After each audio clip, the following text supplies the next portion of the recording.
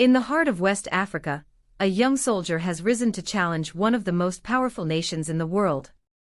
His name is Ibrahim Traoré, the leader of Burkina Faso, and his bold fight against French influence has shocked the globe. But is this the dawn of a new African independence? Or the beginning of a dangerous storm? Let's dive deep into the story of Ibrahim Traoré versus France, the fight for independence. Ibrahim Traoré is not your typical African president. At just 34 years old, he became the youngest leader in the world after seizing power in 2022. Unlike many leaders who rise through politics, Traoré is a soldier, a revolutionary, and a man shaped by war. Burkina Faso has faced years of instability, terrorist attacks, and poverty. People were tired of corruption, tired of foreign interference. And when Traoré stepped in, he promised one thing: real independence. To understand this fight, we must look at history. Burkina Faso, like many West African countries, was a French colony. Even after independence in 1960, France kept a strong grip through economics, politics, and the infamous CFA franc currency. For decades, French troops were stationed in Burkina Faso, supposedly to fight terrorism. But many citizens began asking, are they here to protect us, or to control us? For Traoré, the answer was clear: France was still pulling the strings, and Africa was not truly free. In 2023, Traoré made a historic decision: he ordered French troops out of Burkina Faso. For the first time in decades, the people watched as foreign forces packed up and left. Crowds celebrated, chanting slogans of freedom.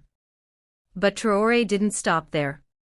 He began cutting ties with French companies, turning instead to new partners like Russia, Turkey, and other African allies.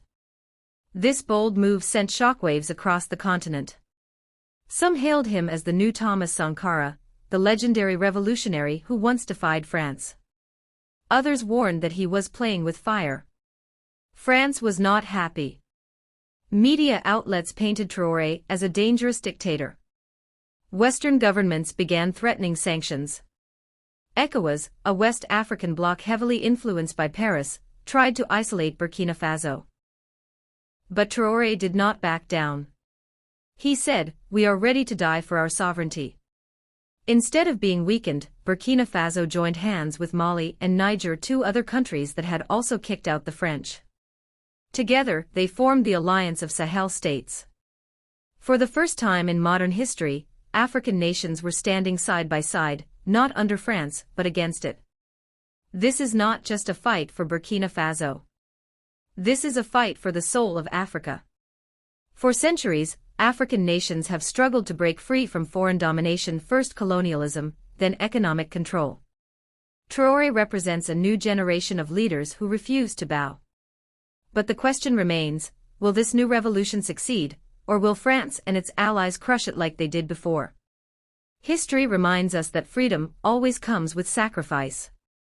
And Ibrahim Traoré has made it clear, he is ready to sacrifice everything.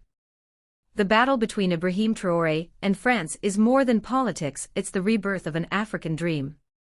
A dream of independence, dignity, and sovereignty. But can one young leader change the course of history?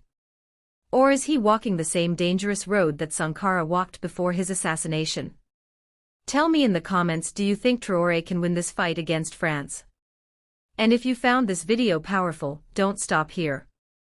In our next video, we uncover the rise of Thomas Sankara, the man who inspired Ibrahim Traoré. You don't want to miss it. Make sure to like, subscribe, and turn on the bell, because Africa's story is just beginning and you're part of it.